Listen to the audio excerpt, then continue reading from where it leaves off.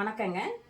இன்னைக்கு நம்ம என்ன பார்க்க போறோம் அப்படின்னா, வீட்டில் இன்னைக்கு பௌர்ணமி வெள்ளிக்கிழமையும் சேர்ந்து வர்றதுனால பௌர்ணமி பூஜை குலதெய்வ பூஜையும் மகாலட்சுமி பூஜையும் தாங்க பண்ண போறோம். நான் காலையிலேயே 6 to 7 இன்னைக்கு வெள்ளிக்கிழமை பௌர்ணமியும் இருக்கிறதுனால உப்பு மஞ்சளும் வாங்கி வச்சுட்டேங்க. வச்சு நான் விளக்கு ஏற்றிட்டேன். ஆனால் பௌர்ணமி 7:45 மணிக்கு மேலே தான் வர்றதுனால நான் 8 மணிக்கு மேலே தாங்க பூஜை பண்ணியிருக்கிறேன். எப்படி பண்ணியிருக்கிறேன்னு பார்க்கலாம் வாங்க. விநாயகர் வழிபாடுங்க. ஓம் வினைகளை தீர்க்கும் விநாயகா, எங்கள் வாழ்வில் உள்ள வினைகளை தீர்த்த அருள்வீர்களாக. 5 கரத்தினை ஆணை முகத்தினை இந்தி நிலம்பெறை போலும் எயிற்றினை நந்தி மகன்தனை ஞான கொழுந்தினை புந்தியில் வைத்து போற்றுகின்றேனடி. அருகம்புல்லும் மாந்தளையும் வச்சு கட்டி வச்சிருக்கிறேங்க விநாயகருக்கு. அடுத்தது குலதெய்வ விளக்கு ஏற்றிக்கலாங்க. எங்களுக்கு குலதெய்வம் பெருமாள். அதனால நான் ராமம் போடுவாங்க இல்லையா, அதான் போட்டிருக்கிறேங்க. இங்கே போட்டிருக்கிறேன், கரெக்டாக தெரியல, பூ வச்சிருக்கிறேன், ராமம் போட்டிருக்கிறேன். இது குலதெய்வ விளக்கு ஏற்றியாச்சுங்க. அடுத்தது மகாலட்சுமி தாயார்.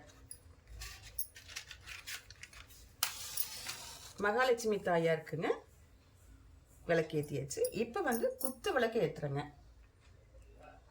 குத்து விளக்கு எப்பொழுதுமே வெள்ளிக்கிழமை தினந்தோறுமே ஏற்றலாம் குத்து விளக்கு. ஆனால் குத்து விளக்கு தினந்தோறும் ஏற்ற முடியாதவங்க வெள்ளிக்கிழமையும் செவ்வாய்க்கிழமையும் ஏற்றிக்கலாங்க. எப்போவுமே இப்படி தான் ஏற்றணும். இந்த லைனில் கிளாக் வைஸ் தான் ஏற்றணும். அதுதான் முறை குத்து விளக்கு ஏற்றுறதுக்கு.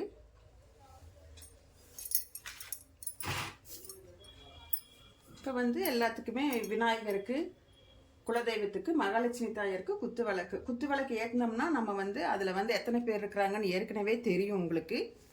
பிரம்மா, விஷ்ணு, சிவன் 3 பேருமே இருக்கிறாங்க. அப்படியே இந்த தாயார்களும் கூடயே இருக்கிறாங்க.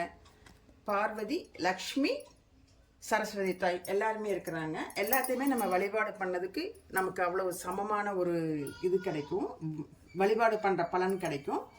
இப்போ மகாலட்சுமி தாயாருக்கு ஓ மகாலட்சுமியே போற்றி, ஓ மகாலட்சுமியே போற்றி, ஓ மகாலட்சுமியே போற்றி. அது இல்லாமல் நீங்கள் என்ன உங்களுடைய அஷ்டோத்திரம் அல்லது பாடல் அல்லது கனகதரா சோஸ்திரம், நான் இந்த பூஜை இதெல்லாம் எடுத்து வைக்கும்போது இதெல்லாம் செஞ்சிட்டு இருக்கும்போதே நான் கனகதரா சோஸ்திரம் பாடிக்கிட்டே தான் இருந்தது, நான் செஞ்சுக்கிட்டே இருந்தேன். அப்புறம் இந்த பானையெல்லாம் மஞ்சள் எல்லாம் பூசி சந்தனமெல்லாம் வைக்கும்போது நான் ஏற்கனவே சொல்லியிருக்கிறேனே, நம்ம வேலைக்கெல்லாம் போகிறதுனால நமக்கு உட்காந்து வழிபாடு பண்ண முடியாது, ரொம்ப சிரமமாக இருக்குங்கிறக்க நான் அதெல்லாம் பண்ணும்போதே அந்த பெருமாள் வழிபாடுங்கிறதுனால எனக்கு பெருமாள் தான் குலதெய்வம்.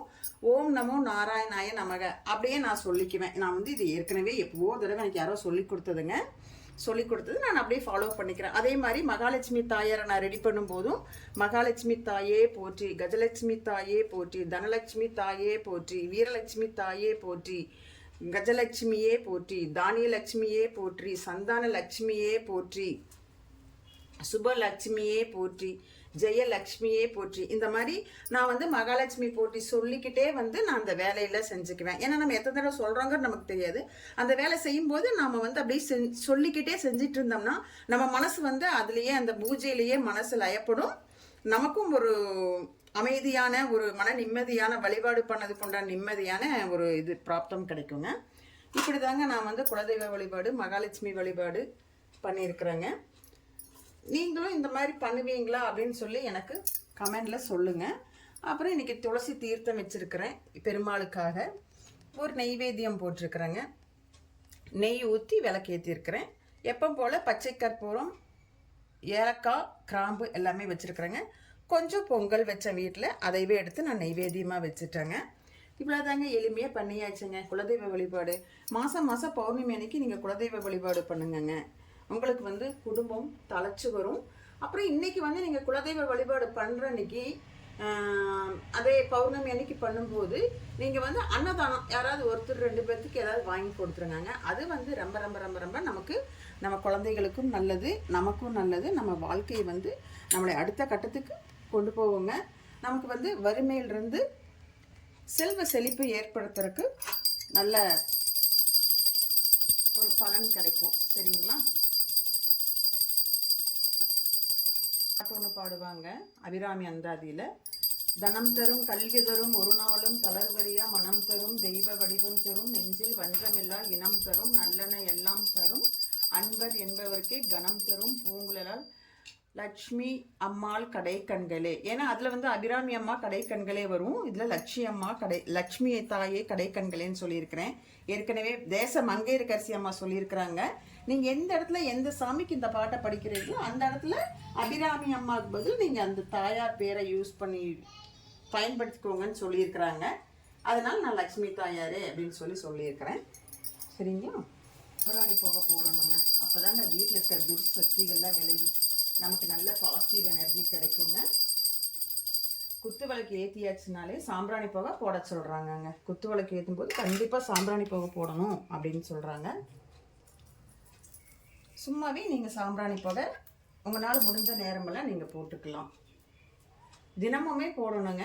தினமும் போட முடியாதவங்க செவ்வாய், வெள்ளி, அப்புறம் உங்கள் குலதெய்வ நாள் அந்த நாளில் போட்டுக்கலாம்.